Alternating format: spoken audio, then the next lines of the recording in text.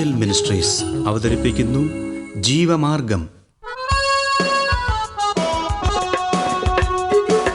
സർവലോകവും നേടിയാലും സമ്പത്ത് കുന്നുപോൽ കൂട്ടിയാലും ജുർമിക്കും ലോകത്തിൽ വാഴും. ജീവമാർഗം പ്രോഗ്രാമിലേക്ക് ഏവർക്കും സ്വാഗതം. ഇന്ന് നമ്മോട് ദൈവവചനത്തിൽ നിന്ന് സംസാരിക്കുന്നത് ബ്രദർ ഐപ്പ് ചെറിയാൻ, ബാംഗ്ലൂർ. പ്രാർത്ഥനയോടെ ഈ സന്ദേശം ശ്രവിച്ചാലും.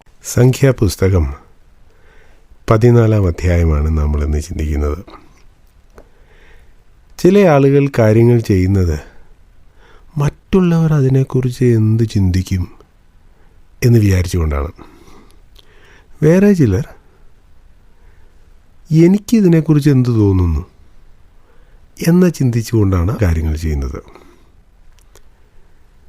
ദേശം ഒറ്റുനോക്കാൻ പോയ 12 ഒറ്റുകാരിൽ 10 പേരും അങ്ങനെയുള്ളവരായിരുന്നു. അവരുടെ കണ്ണിലൂടെ മാത്രമാണ് അവർ കാര്യങ്ങൾ കണ്ടത്.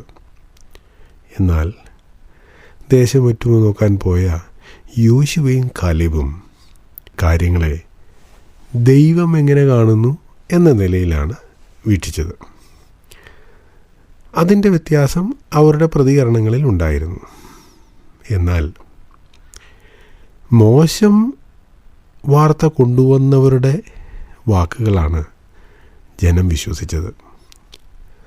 അതുകൊണ്ട് അവർ രാത്രി മുഴുവൻ കരഞ്ഞു.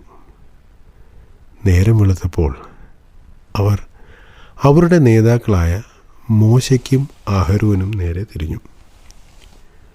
അവർ പറയുകയാണ്, മിസ്രൈമിൽ വെച്ച് മരിച്ചു പോയിരുന്നെങ്കിൽ നന്നായിരുന്നുവെന്ന്.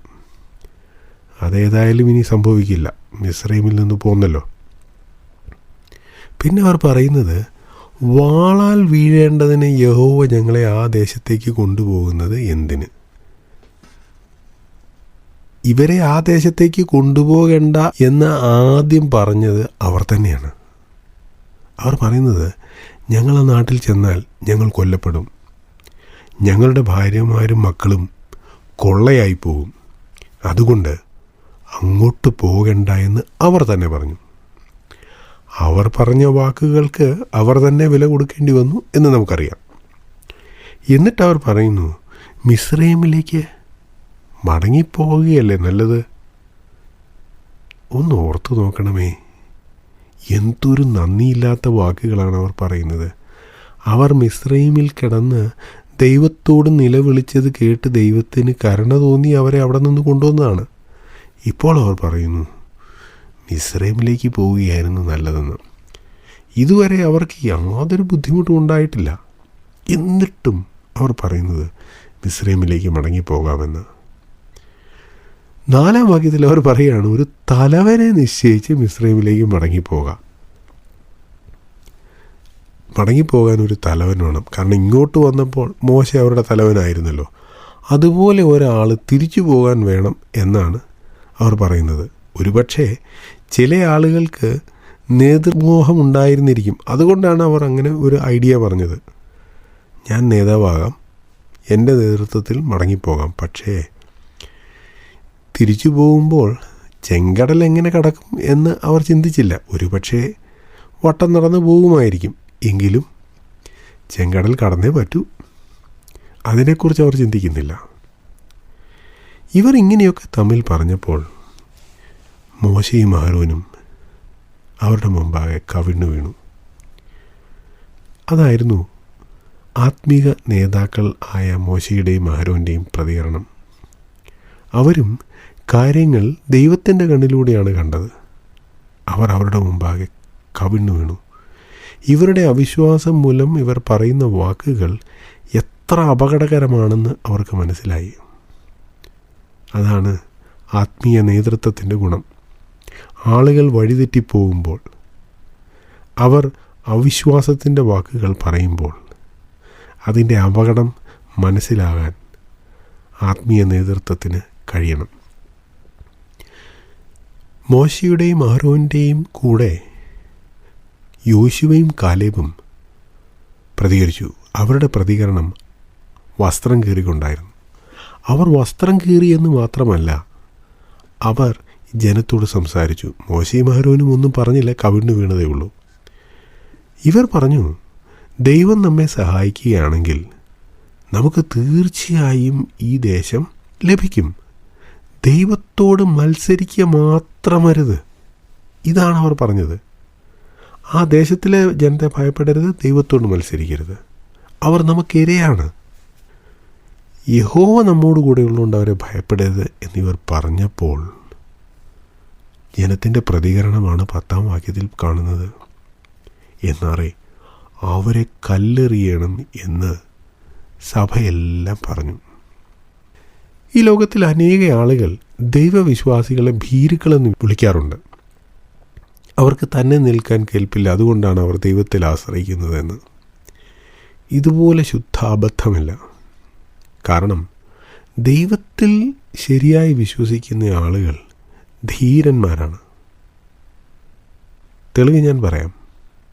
ഇവിടെ 20 ലക്ഷം പേർ, 20 പേരല്ല 20 ലക്ഷം പേർ ഒരുമിച്ച് പറഞ്ഞു, യോശുവയെയും കാലേബിനെയും കല്ലെറിഞ്ഞു കൊല്ലണം. അവർ, അയ്യോ ഞങ്ങളെ കല്ലെറിഞ്ഞു കൊല്ലാൻ പോവുകയാണോ, എന്നാൽ ഞങ്ങളുടെ അഭിപ്രായം മാറ്റി ഞങ്ങളും കൂടെ ആ 10 പേരുടെ കൂടെ കൂടിയേക്കാം. നമ്മൾ സാധാരണ പറയുമല്ലോ, വെള്ളത്തിൽ പൂട്ടാനും കൂട്ടത്തിൽ പാടാനും എളുപ്പമാണെന്ന്.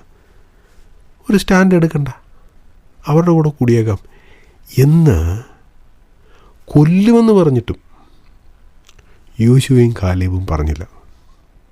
നിങ്ങൾ കല്ലെറിഞ്ഞു കൊല്ലുകയാണെങ്കിൽ കൊന്നു, പക്ഷേ ഞങ്ങൾ ദൈവത്തിൽ വിശ്വസിക്കും, ദൈവത്തിൽ ആശ്രയിക്കും, ദൈവം ചെയ്തത് വാഗ്ദത്തം സത്യമാണെന്ന് ഞങ്ങൾ വിശ്വസിക്കും, അത് പറയും. ജനം അവരെ കൊല്ലാൻ ഒരുങ്ങിയപ്പോൾ അവർ ദൈവത്തിൽ ആശ്രയിച്ചു. നമ്മളവിടെ വായിക്കുന്നത്, ഇത് പറഞ്ഞ ഉടനെ അപ്പോൾ യഹോവയുടെ തേജസ് സമാഗമന കൂടാരത്തിൽ എല്ലാ ഇസ്രായേൽ മക്കളും കാണെ പ്രത്യക്ഷമായി. ദൈവത്തിനു വേണ്ടി മരിക്കാൻ തയ്യാറാകുന്ന ചില ആളുകളുണ്ട്.